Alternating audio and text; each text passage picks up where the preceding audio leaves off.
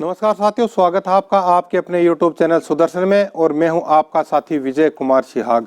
दोस्तों, वर्तमान में पूरा भारतवर्ष आजादी का अमृत महोत्सव मना रहा है, पराक्रम दिवस मना रहा है। आजादी का अमृत महोत्सव, इस प्रोग्राम के तहत सरकार ने 7 माह में 7,000 कार्यक्रम आयोजित किए हैं।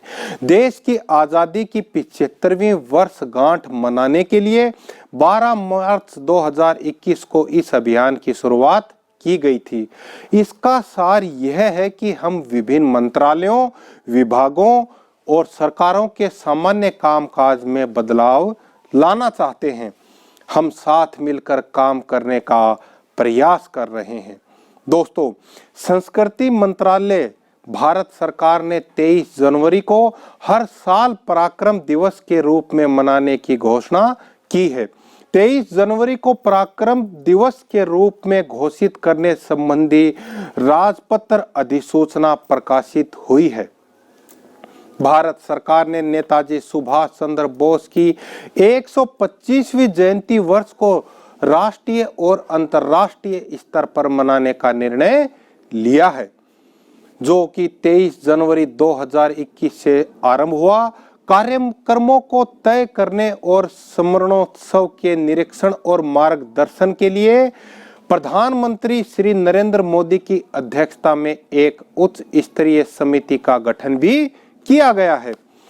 राष्ट्र के प्रति नेताजी की अदम्य भावना और निस्वार्थ सेवा को सम्मान देने और स्मरण करने के लिए भारत सरकार ने उनके जन्मदिन 23 जनवरी को हर साल पराक्रम दिवस के रूप में मनाने का निर्णय लिया है, ताकि देश के लोगों को, विशेष रूप से युवाओं को प्रेरित किया जा सके विपत्ति में धैर्य के साथ काम करने, जैसा नेताजी ने किया था, की प्रेरणा दी जा सके और देशभक्ति की भावना का संचार किया जा सके।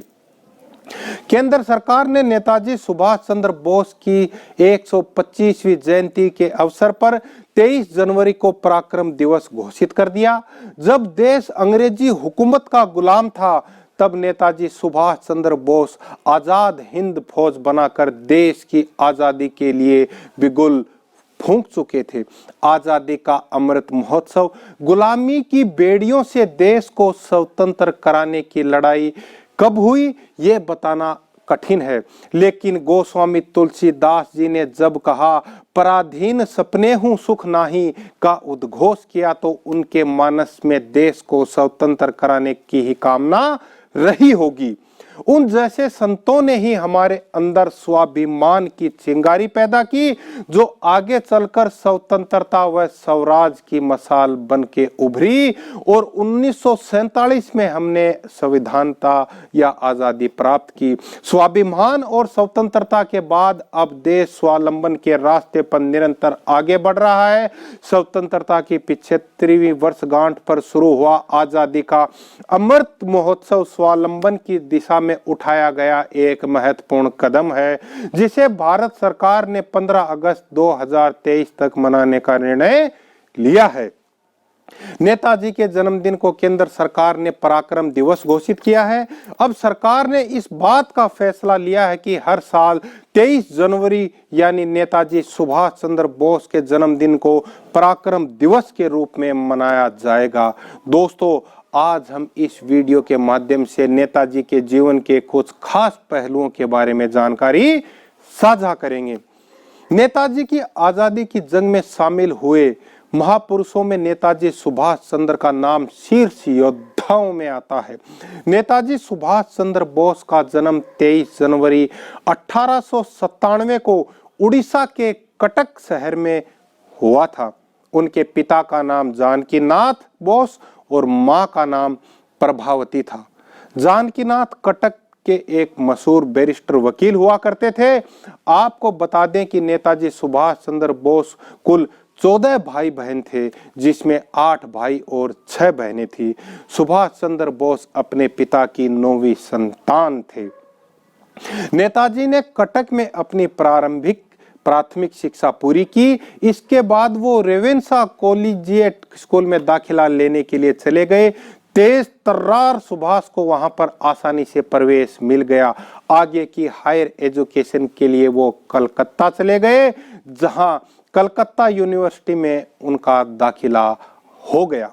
दोस्तों, महान स्वतंत्रता सेनानी नेताजी सुभाष चंद्र बोस की याद में कृतज्ञ राष्ट्र उनकी जयंती हर साल 23 जनवरी को पराक्रम दिवस के रूप में मना रहा है। इस वर्ष 2022 में सुभाष चंद्र बोस की 125वीं जयंती मनाई जा रही है। नेताजी सुभाष चंद्र बोस जन्म से ही बड़े प्रतिभाशाली थे। बंगाल आए, उन्होंने प्रवेश लिया, यहाँ से उन्होंने स्नातक की। उनके पिता बैरिस्टर थे, माता एक घरेलू व संस्कारी स्त्री थी।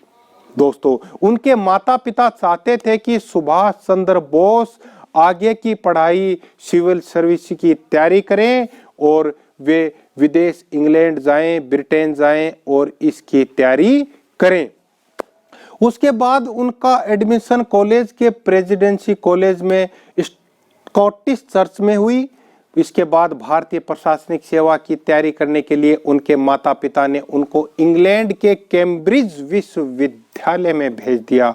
उन्होंने 1920 में इंग्लैंड में सिविल सर्विस परीक्षा पास की, लेकिन भारतीय स्वतंत्रता संघर्ष में हिस्सा लेने के लिए उन्होंने अपनी जॉब छोड़ दी।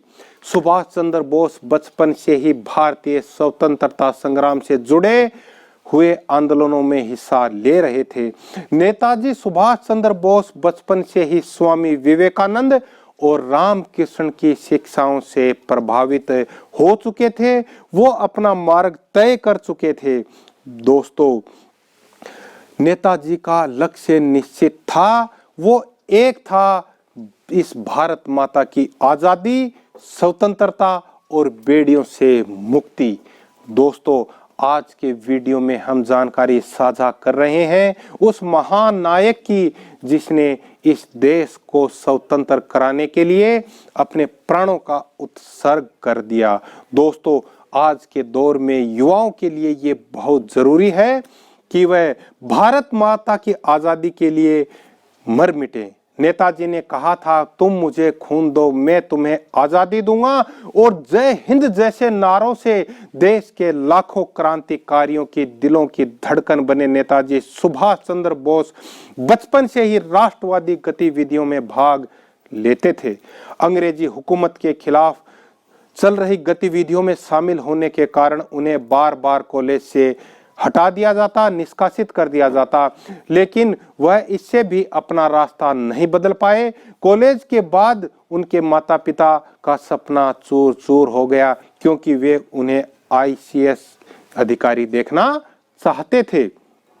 सिविल सर्विस ज्वाइन की, रिजाइन भी किया, क्योंकि वो भारत की स्वतंत्रता के लिए आगे बढ़ चुके थे। 1921 में उन्होंने भारत में चल रहे आंदोलनों में शामिल होने के कारण अपने पद से इस्तीफा दिया और आजादी की जंग में कूद पड़े। नेताजी सुभाष चंद्र बोस महात्मा गांधी के असहयोग आंदोलन में शामिल हो गए। नेताजी को महात्मा गांधी ने बंगाल में एक राजनीतिज्ञ रंजन दास के अधीन काम करने की सलाह दी। नेताजी ने उनके अधीन एक युवा शिक्षक, पत्रकार और बंगाल कांग्रेस के स्वयंसेवकों के रूप में अपनी सेवाएं दी, लेकिन शासन के खिलाफ गतिविधियों में शामिल होने के कारण अंग्रेज सरकार उन्हें गिरफ्तार करके जेल में डाल देती है। इसके बाद 1924 में जेल से लौटने के बाद सुभाष चंद्र बोस एक बार फिर कांग्रेस से जुड़ गए और अपनी कार्यवाही जारी रखी। 1930 में जब महात्मा गांधी ने सविनय अवज्ञा आंदोलन आरंभ किया, तब सुभाष चंद्र बोस को एक बार पुनः हिरासत में ले लिया गया। कुछ समय बाद वह रिहा हुए तो अंग्रेजों के खिलाफ हिंसक गतिविधियों में संदिग्ध भूमिका के कारण उन्हें कई बार गिरफ्तार किया गया, कई बार छोड़ा गया। जेल उनका आना जाना लगा रहा और खराब स्वास्थ्य के चलते अंततः उन्हें रिहा कर दिया गया। इसके बाद 1938 में उन्हें भारतीय राष्ट्रीय कांग्रेस का अध्यक्ष चुना गया। इसी प्रकार से स्वतंत्रता आंदोलन को गर्म दल के लोगों को लेकर उन्हें फॉरवर्ड ब्लॉक का गठन कर दिया, जिसे लेकर उन्हें एक बार पुनः जेल की हवा खानी पड़ी, लेकिन आमरण अनशन के चलते उन्हें रिहा कर दिया गया। इसी का फायदा उठाया जब वे रिहा हुए तो नेताजी सुभाष चंद्र बोस 26 जनवरी 1941 को काबुल के रास्ते मॉस्को और बाद में जर्मनी पहुंच गए। यहां उन्होंने जनवरी 1942 में आजाद हिंद रेडियो से कई भाषाओं में नियमित प्रसारण शुरू कर दिए, आजादी का बिगुल बजाए रखा। इसके कुछ समय बाद वह जापान पहुंचे और यहां पर 1 सितंबर 1942 को आजाद हिंद फौज इंडियन नेशनल आर्मी का गठन कर दिया। इसके बाद अक्टूबर 1942 में उन्होंने अंतरिम स्वतंत्र भारत सरकार के गठन की घोषणा कर दी। आजाद हिंद फौज जापानी सैनिकों के साथ रंगून के लिए रवाना हुई और वहां से भारत की भूमि पर पहुंच गई। इसी बीच जापान के आत्मसमर्पण की घोषणा के बाद सुभाष चंद्र बोस दक्षिण पूर्व की ओर जा रहे थे। तभी एक कथित विमान दुर्घटना में 18 अगस्त 1945 को उस महान योद्धा का निधन हो गया।